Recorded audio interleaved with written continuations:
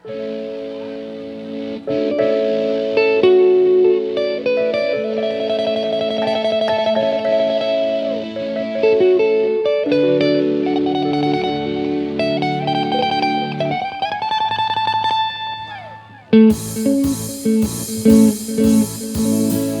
មោះពីចិនដារងចាំមេត្តានឹងនិស្ស័យបងបងស្រណងហើយអឡងអាឡ័យសួរលោកីមានខ្លឹមសារសូតែអាណិតជីវិតតែកំព្រីបើសិនចិត្តមកក៏បំណងប្រាថ្នាចិត្តជឿថារុកមានន័យសង្ឃឹមដេកទៅបារនៅយកជ្រៅចាំគ្មានប្រណី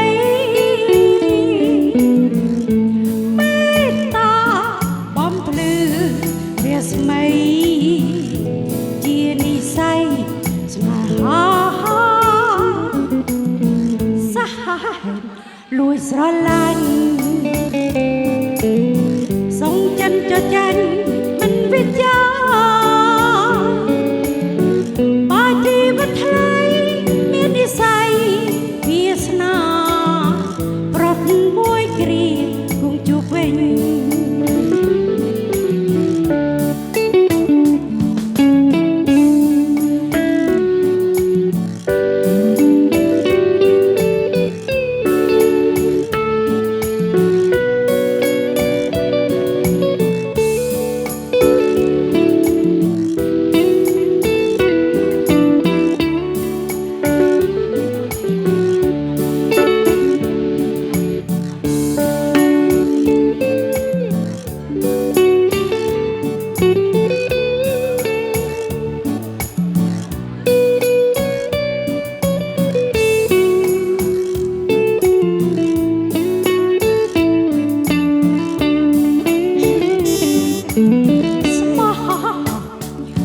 ចិនដា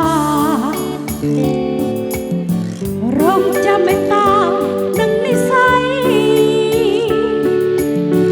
បងបងស្រណងហើយអឡងអាឡ័យសួរលោកី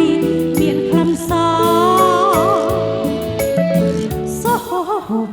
តែអាណិតអាសូរជីវិត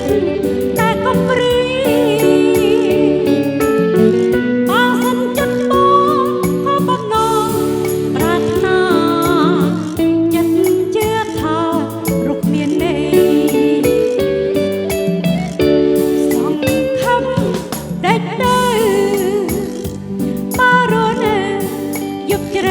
ចាំមានប្រណីមេត្តាបំភ្លឺវាស្មៃជានិស្ស័យស្នេហាសាហាលួយស្រឡាញ់